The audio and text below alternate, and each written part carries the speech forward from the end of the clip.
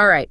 Diving in today with, a topic you suggested, Nagoya, Japan. Oh, excellent choice. I gotta be honest, when I first saw it, I pretty much pictured like Toyotas, mostly. Right, the cars. Yeah.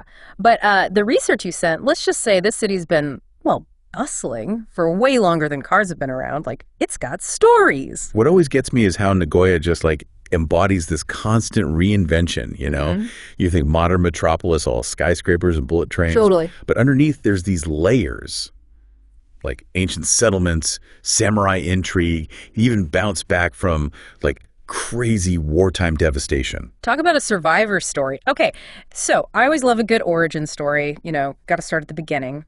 And our listeners' material, it takes us way back. I'm talking the Jomon period, which, for anyone like me who needed a little refresher, is basically Japan's prehistoric era, like millennia before those samurai we usually picture. Way back. And there's evidence of folks living in this area even then, right?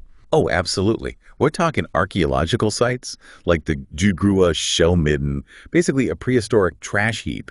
But it tells us people were settled there for ages. Wow. It really makes you realize today's Nagoya, all that modern stuff, it's literally sitting on ground inhabited for thousands of years. It always blows my mind a little bit, we're just this blip on the radar compared to that kind of time scale.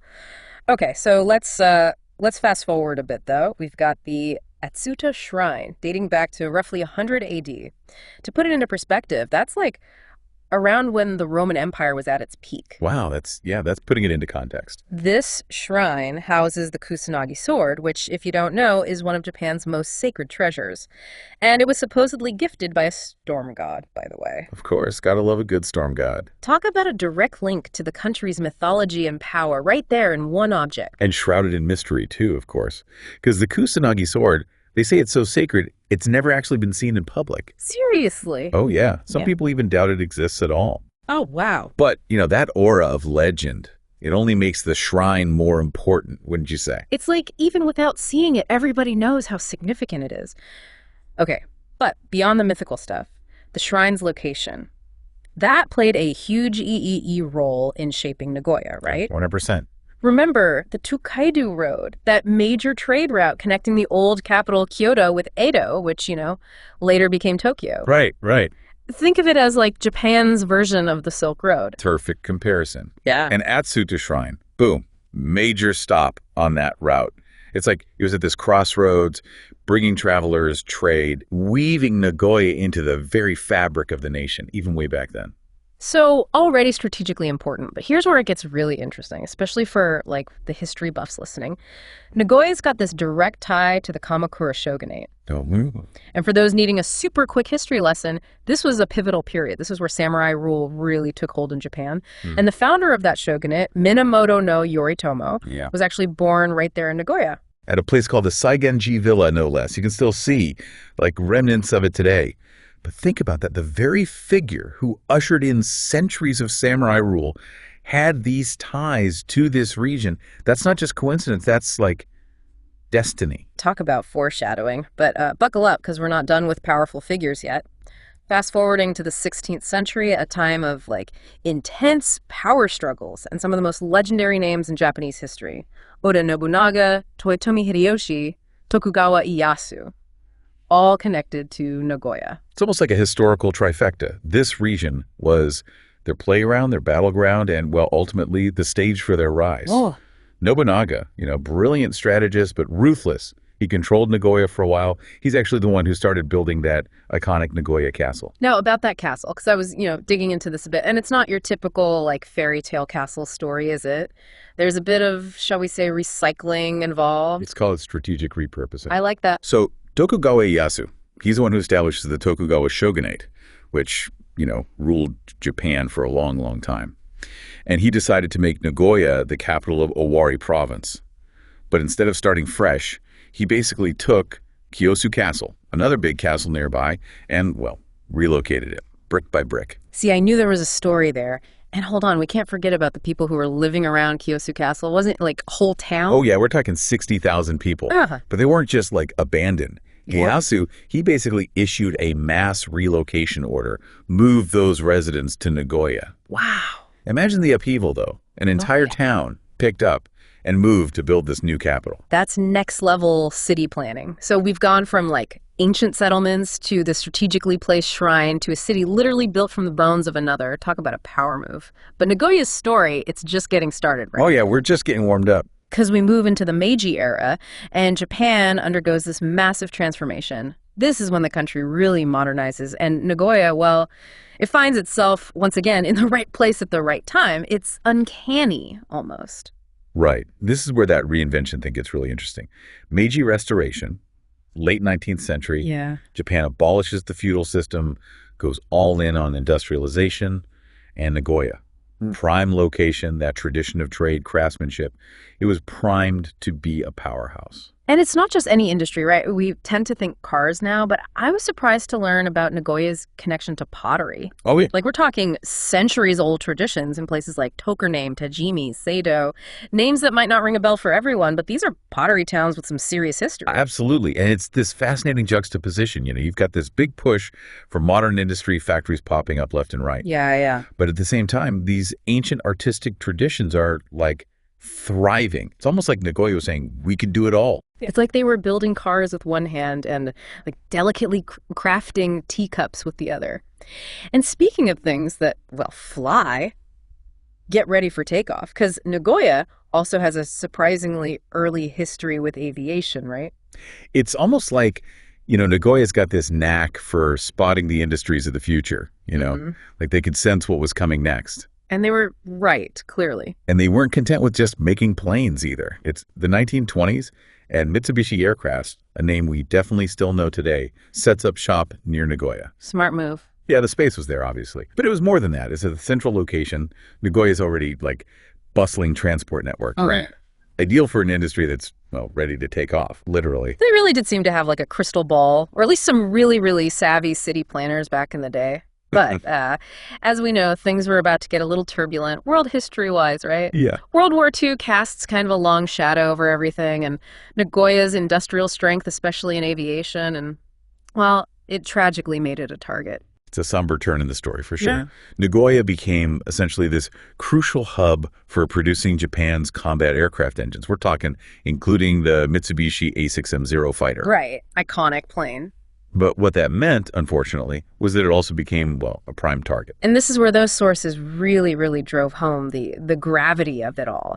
One fact that just stuck with me reading through this, the USAAF, they dropped, get this, 3,162 tons of incendiaries on Nagoya. Oh, wow. In a single mission, Yeah. which was a record at the time. It's difficult even now to sort of grasp the scale of the destruction that must have caused. Absolutely.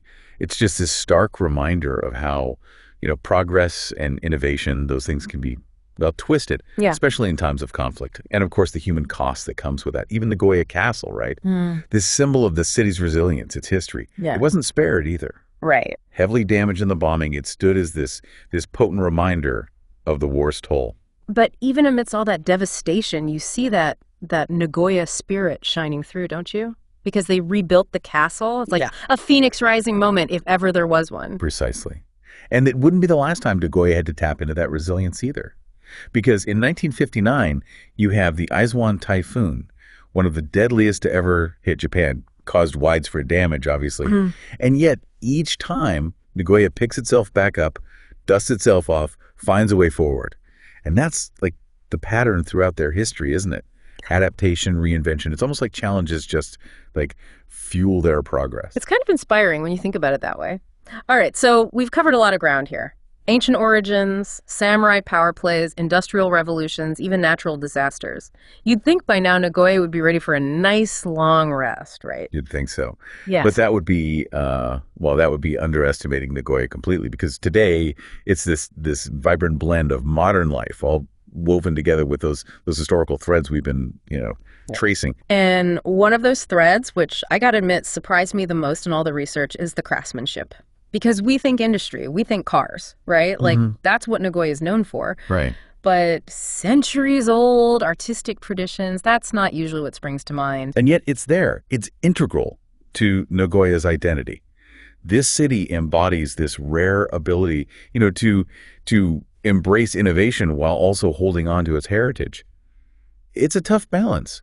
Take, for example, Aramatsu and Narumi tie-dye. And we're not talking your average, like, DIY project here. Right. Tie-dye t-shirt. Yeah, I getcha. These are intricate designs, some taking 6 to 12 months to complete. Wow, no kidding. Oh, yeah. It's mind-boggling. Talk about dedication. It's like each piece is this tiny work of art imbued with, like, the patience and skill that have been passed down through generations. Exactly. And it's not just textiles either. Remember the Nagoya obi?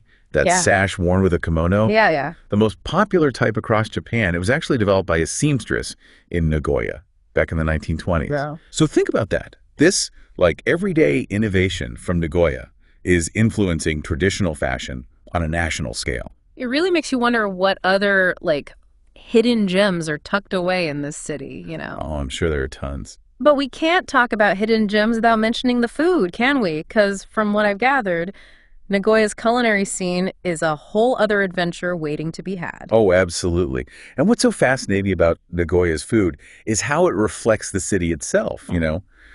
Bold, inventive, yet still grounded in those deep traditions. Take tebisaki, for example. Now, when someone says chicken wings, you might not think culinary revelation, but trust me on this. I'm starting to learn that when it comes to Nagoya, there's always more than meets the eye. So, all right, what's the deal with these wings? What makes them stand out? It's all in the preparation.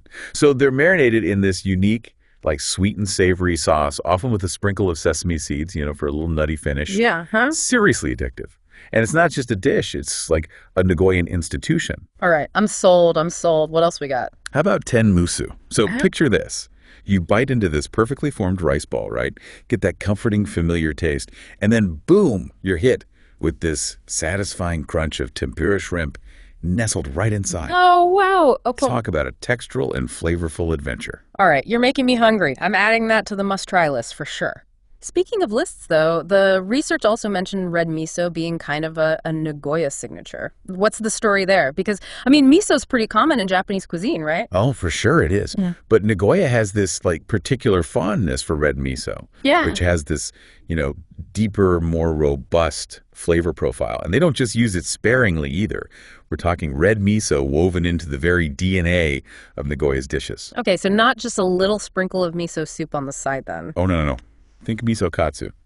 So that's a pork cutlet coated in breadcrumbs, deep fried, but then slathered in this rich, savory, sweet miso sauce. Oh, man. Or how about like a steaming bowl of miso nikomi udon? Now, that sounds like a cold weather dream. Paint me a picture. What am I experiencing here? All right, so imagine this. You're seated, maybe a bit chilled from exploring the city, right? Right. And the server comes up with the donabe pot. You know those traditional earthenware pots? Yeah, I've seen those. They lift the lid, and you're just hit with this wave of incredible aroma, this rich, savory miso broth bubbling away merrily, and it's got these thick udon noodles, often topped with things like egg, chicken, sometimes even mochi for that little bit of chewy texture. Okay, you win. My stomach is officially rumbling over here. But this deep dive, it isn't just about, like, tantalizing our taste buds, is it? We've covered Nagoya's past. We've touched on its vibrant present. What about its future? Because to me, that's almost the most exciting crawl of all. And that's what makes Nagoya so endlessly fascinating. It's a city that, you know, keeps you guessing, keeps pushing boundaries. And while we can't predict the future, obviously, we can look at the patterns we've uncovered, those threads running through Nagoya's story, and maybe, just maybe, catch a glimpse of what might lie ahead. All right, so I'm hooked. What kind of future are we glimpsing? Give me the sneak peek. It's not just possible, it's practically a given, knowing Nagoya. And that's, I think, what's so compelling about this city, honestly. It defies easy categorization, you know? Totally. It's like every time you think you've got it pinned down, bam, another layer pops up. Exactly. It's ancient and modern, industrial and artistic. Yeah. It's a place where, like, you can have centuries-old traditions existing right alongside cutting-edge technology, and it somehow works. Yeah, it's like they've cracked some kind of code, you know? Yeah. Finding that balance between honoring the past but also, like, boldly stepping into the future, it's kind of the best of both worlds. Right.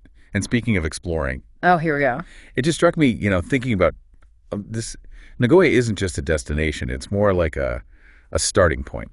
Ooh, I like that. Okay, elaborate. So if we've talked about all the amazing stuff to discover within the city itself, right? Right. And believe me, we've only just scratched the surface. But the surrounding region, That's a whole other story. It's like its own adventure waiting to happen, and each place has this distinct flavor, this appeal, you know? All right, so I'm picturing myself with a Nagoya travel guide, right? Got my comfy shoes on, ready to venture out. Give me the quick tour.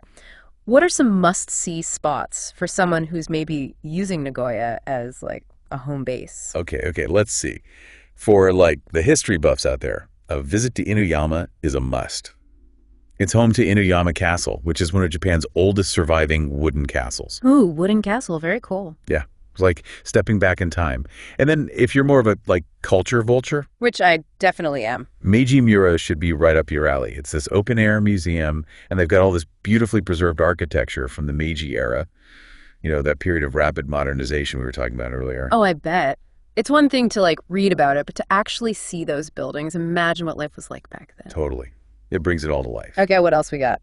All right, so for a more, I guess, spiritual experience, a trip to the Ai's Grand Shrine is considered by many to be like a pilgrimage.